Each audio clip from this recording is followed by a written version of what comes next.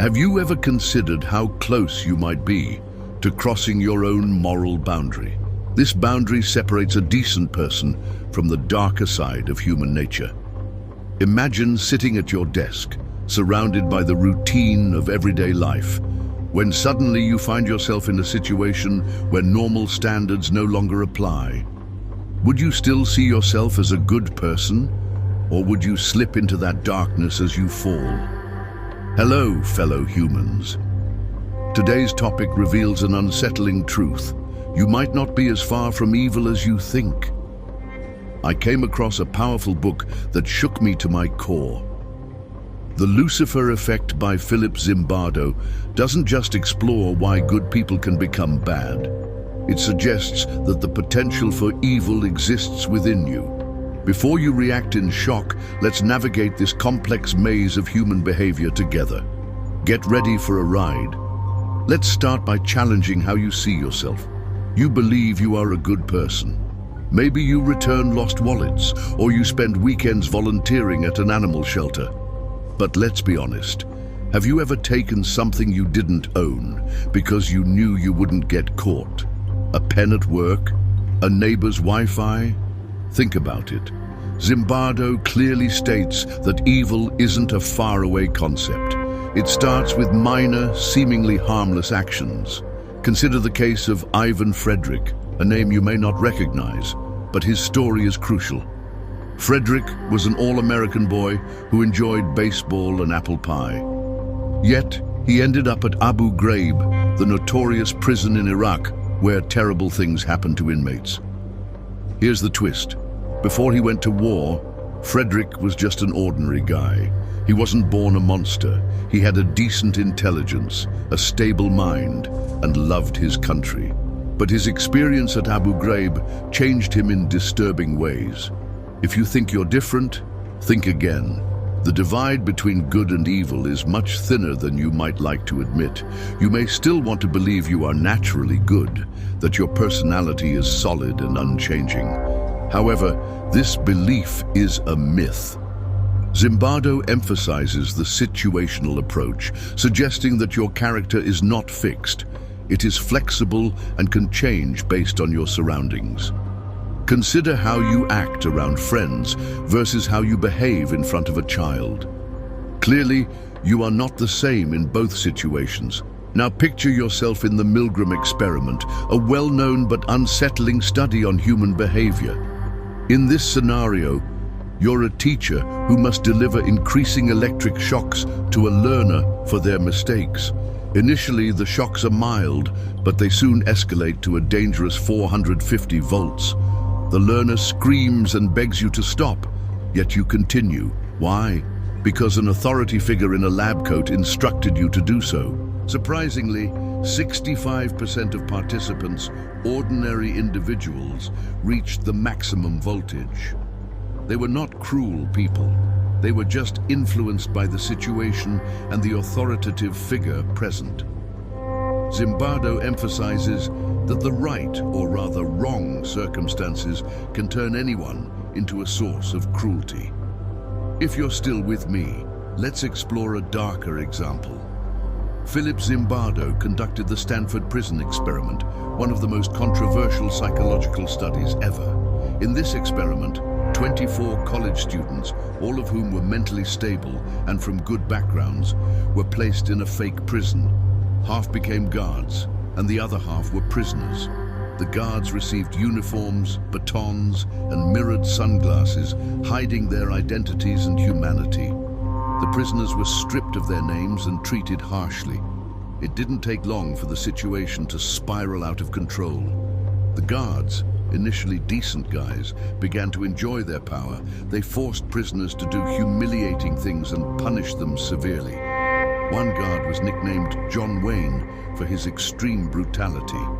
This all unfolded in just 6 days, leading Zimbardo to shut down the experiment. The main message: in the right conditions, people can abandon their morals quickly. You might think you would act differently, but you can't be sure. What causes this shift? Why do some people, like those in Stanford's experiment, act in terrible ways, while others maintain their sanity? Zimbardo identifies obedience to authority as a key factor. Whether from a person, an organization, or rules, authority can push anyone to commit horrific acts. Returning to Milgram's experiment, the participants weren't evil. They followed orders, believing they were helping. This blind obedience didn't start or end there. The Jonestown massacre serves as another example. Jim Jones was a charming leader who turned tyrannical. His followers trusted and obeyed him, even when he offered them poisoned drinks. Over 900 people died, not because they were evil, but due to their obedience. Now think about this. How often have you followed an order simply because it was easier, not because it was right? Do you question the authority figures in your life, or do you just assume they know best? It might be wise to start asking difficult questions before you find yourself in a moral dilemma. The issue goes beyond just authority. Another factor at play is the loss of personal responsibility. Picture this. You're part of the Milgram experiment with your hand over a dial, increasing the voltage while the learner screams in pain. You feel no concern because the man in the lab coat has promised to take all responsibility. If something goes wrong, it's not your fault.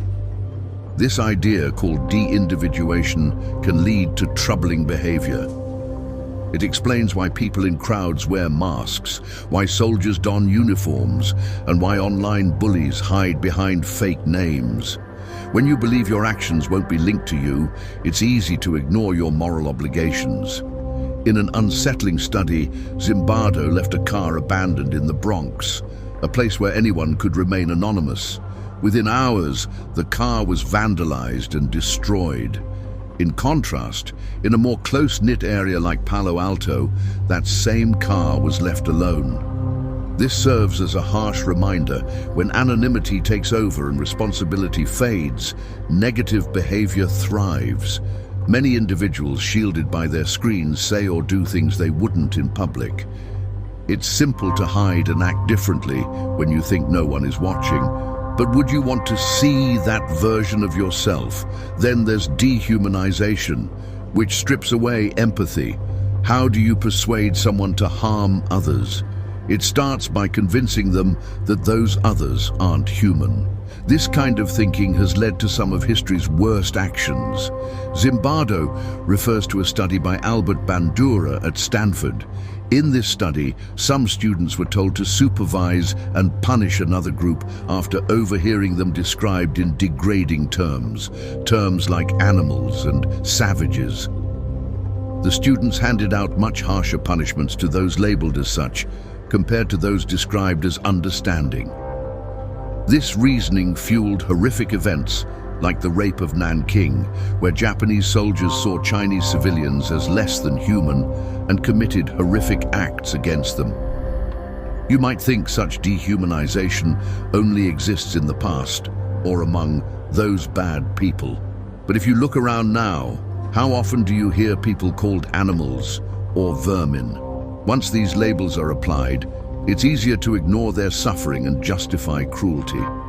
The scary reality is that not seeing someone as human opens the door to your own dark side. Things can get even worse. Words can be powerful, and when used cleverly, they can mask terrible actions. Euphemistic language makes torture sound like enhanced interrogation, and genocide seem like ethnic cleansing. It covers up harsh realities. Zimbardo explores how this type of language and strong ideologies provide a shield for evil acts, allowing those responsible to rest easily at night. The Milgram experiment serves as a powerful example. Participants believed they were helping science by improving memory, yet they were actually causing what they thought was real pain to someone else. The misleading story made it seem like they were doing something good. Fast forward to recent events, and similar tactics appear during the US invasion of Iraq and the torture at Abu Ghraib. These actions were not framed as wrong, but as necessary steps in the war on terror, portrayed as essential for national security. Soldiers, believing they were doing right, engaged in acts that would later receive worldwide condemnation. This highlights a troubling truth. When narratives are twisted and language is softened, wrongdoing can become rationalized, justified, or even celebrated. Therefore, when you hear someone sugarcoat something terrible, question the true intentions behind their words. However, there is still hope. Zimbardo's exploration of human behavior reminds us that individuals have choices. While it may feel like you're teetering on the edge, you don't need to fall. Both good and bad exist within everyone. To resist the attraction of evil, one must embrace personal responsibility. It's crucial to own your choices, despite the temptation to hide behind the situations or authority figures. In the Milgram experiment, some participants chose to stop, not because they were superior, but because they took responsibility when others did not. This illustrates that the strength to resist is not innate. It is a conscious choice made again and again. But vigilance is necessary. You must be ready to speak out, even when it feels uncomfortable or others remain silent. That distinction defines a potential hero as opposed to a potential monster. So, how do you resist authority when it leads you astray? The solution may seem simple, yet it is often challenging. Question authority. Just because someone wears a uniform or has a title does not mean they are always right. Time and again, Zimbardo's research shows that unchecked authority can push good people to do terrible things. It's easy to assume that those in charge know what's best for you.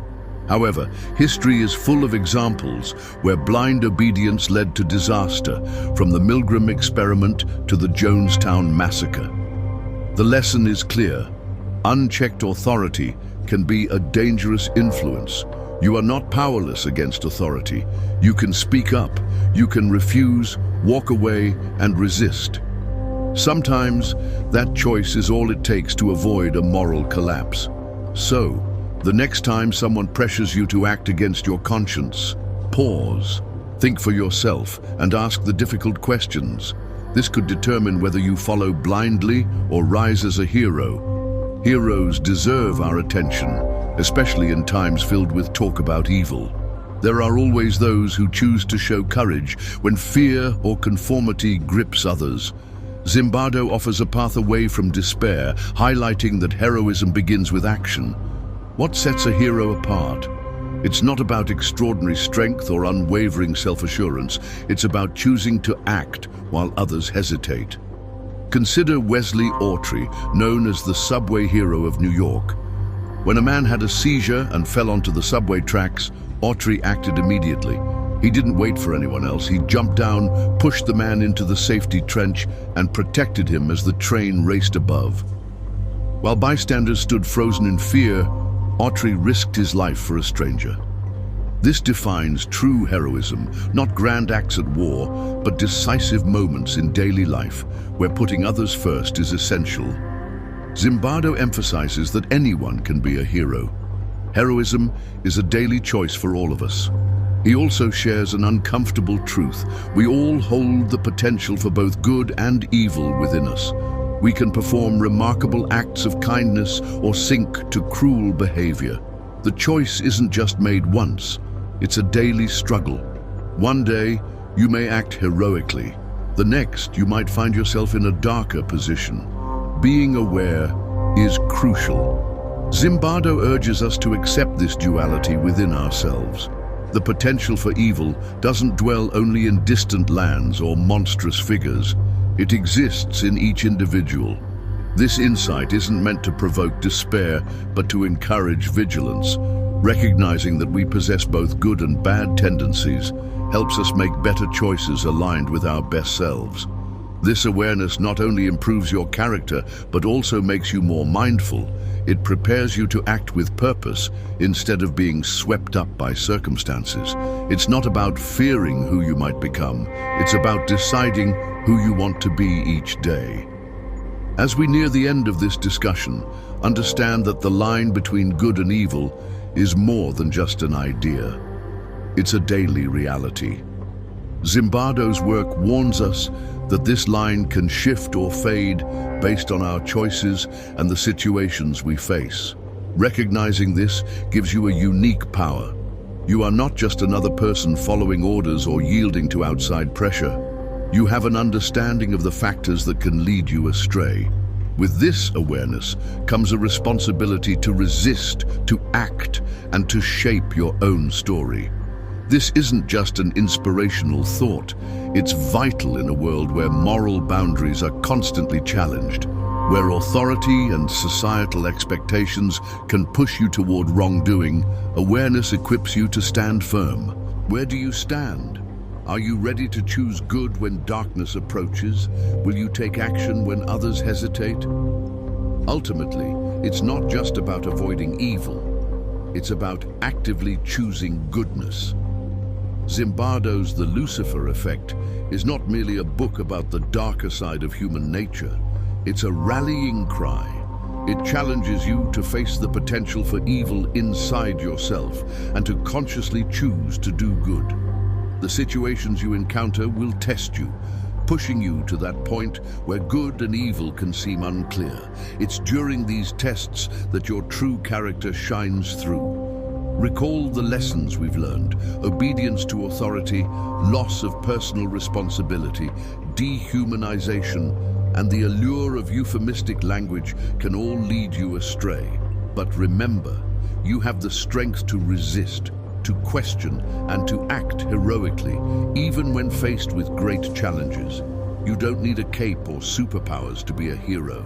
You need the courage to choose light over darkness every single day. This is what truly matters. As we finish our journey through the deepest parts of human nature, guided by Zimbardo's insights, keep this in mind. The choice between good and evil isn't a single moment, but a series of small, everyday choices.